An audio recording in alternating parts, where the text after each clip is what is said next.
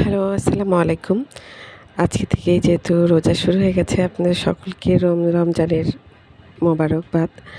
তো আমি এখানে আসলে রমজান শুরু হওয়ার উপলক্ষে আ এখানে কিছু চিকেন ডোনাট তৈরি করে নিয়েছিলাম। তো আজকে ভিডিওটি শেয়ার করছি। তো চলুন দেখে নেওয়া যাক প্রক্রিয়াটি। তো এখানে আমি কিছু মুরগির মাংস নিয়ে নিয়েছি। বুকের মাংস যেটাতে কোনো হাড় হাড্ডি থাকবে না, এরকম নরম মাংস। এর মধ্যে আমি আদা রসুন বাটা দিয়ে নিয়েছি।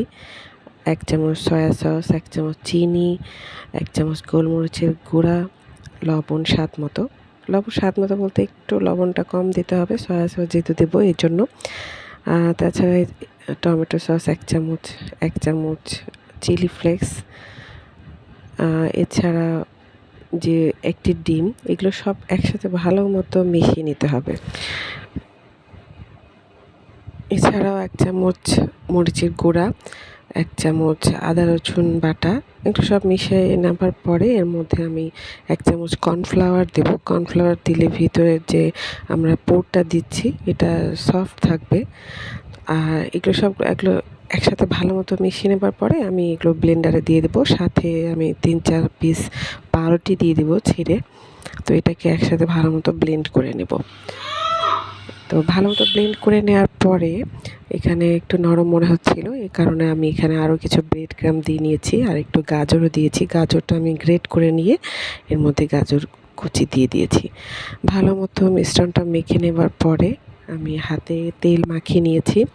নেওয়ার পরে এখানে আমি ডোনাটের শেপ দিয়ে নেব। তো ডোনাটের সাথে সাথে আমি এখানে আরও কিছু চারকোনা শেপেরও বানিয়ে নিচ্ছি। তো আপনারা আপনাদের পছন্দের যে কোনো শেপ দিয়ে বানিয়ে নিতে পারেন। তো এখানে সব ভালো মতো ডোনাটের শেপ এবং বাকি যে চারকোনা শেপ বানানোর পরে আমি আরও একটি প্লেটে এখানে তেল দিয়ে নিচ্ছি। তেল দিয়ে সেখানে রাখবো যেন উঠানোর সময় লেগে না যায় এর কারণে। তো এখানে সবগুলো আমার বানানো হয়ে গিয়েছে। এখন আমি এই মিশ্রণটাকে রেখে দেবো ফ্রিজে ৫ থেকে ১০ মিনিটের জন্য। ডিপ ফ্রিজে রেখে দেবো। তারপর বের করে আমি এখানে একটা মিশ্রণ তৈরি করেছি আটা আর পানি মিশিয়ে। এর মধ্যে একটু সামান্য লবণও দিয়ে নিয়েছি, একটা পাতলা মিশ্রণ তৈরি করে নিয়েছি। এর মধ্যে ডোনাটগুলো দিয়ে তারপরে আমি এখানে ব্রেড ক্রাম্বের মধ্যে দিয়ে দেবো। তো ব্রেড ক্রাম্বের মধ্যে এটা আমি লাল ব্রেড ক্রাম্বটা ব্যবহার করেছি। তো আপনারা চাইলে সাদা যে ব্রেড ক্রাম্ব সেটাও ইউজ করতে পারেন, কিংবা টোস্ট বিস্কুটের গুঁড়া সেটাও ব্যবহার করতে পারেন। তো এখানে দিয়ে ভালো মতো আমি যেহেতু ডিপ ফ্রিজে রাখবো সে কারণে এই পর্যায়ে আমি ডিপ ফ্রিজে রেখে দেব। সবগুলোই আমি এখানে একটা বক্সের মধ্যে এয়ারটাইট বক্সে ভালো মতো সংরক্ষণ করব। তো এইভাবে করে আসলে ১ থেকে ৩ মাস পর্যন্ত রেখে সংরক্ষণ করে খাওয়া যায়। এই শুধু রমজান মাস নয়, অন্যান্য সময় বাচ্চাদের টিফিনের জন্যও এই খাবারটা তৈরি করে রাখতে পারে। এটা আসলে বাচ্চারা খুবই পছন্দ করে।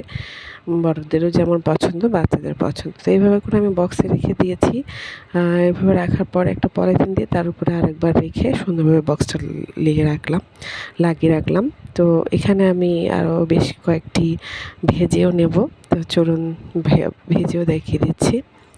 তো এভাবে হালকা মৃদু আঁচে ভাজতে হবে। ভাজার পরে উঠিয়ে নেব। তো হয়ে গেল আমার চিকেন ডোনাট, চিকেন নাগেট, যেটা আসলে চিকেন নাগেটটাকে আমি ডোনাটের শেপ দিয়ে নিয়েছিলাম।